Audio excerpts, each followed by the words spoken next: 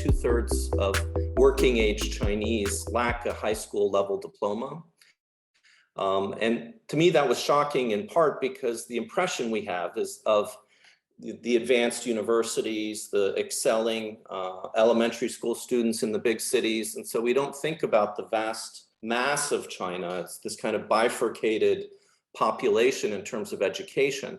And then linking that to this long-term, several decade now decline in productivity. You know, I was aware of the decline in the working age population, but then if you add that to the decline in the productivity of labor, and then you realize, as 𝗘𝗃𝗁 has taught us, that there is this massive group of people who do not have an education to contribute to Chinese economic growth going forward. It makes it seem like you've got a double whammy. You've got a declining workforce in terms of size, but then you have, I don't know, how do you turn around productivity when you have 2/3 of the working age population that is left, you know, without a high school diploma?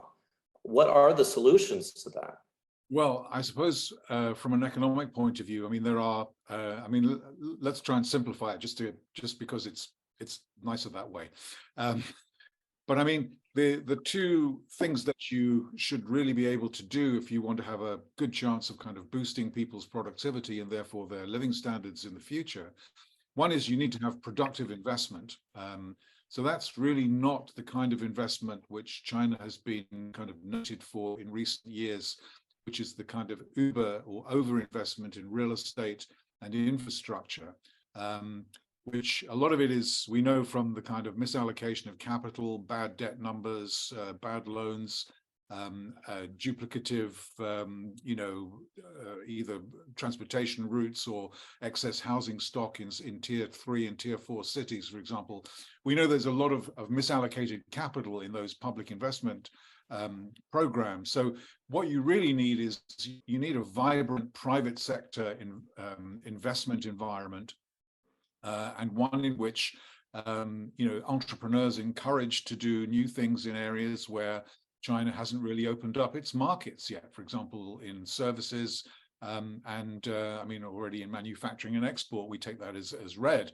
So you need to really kind of reproduce a much more vibrant kind of private investment environment than we have. That's point one. Point number two is obviously to equip the workforce. You're not going to get any growth coming into the future from physical increases in the labor force. So you have to do it by increasing the quality of human capital. Now, to be fair, what's happened even since 𝗱𝗁𝗁 and 𝗱𝗲𝗁 kind of wrote their book or did the research for the book is, I mean, the government has been extending or improving secondary school educational length of time people send at school, cutting down on kind of dropouts of both teachers and pupils, trying to offer more courses for tertiary education, including trying to copy some of the kind of apprentice type of programs which the Germans are kind of noted for example. So, I mean, the only problem is, of course, this is a generational thing. You can't fix this overnight.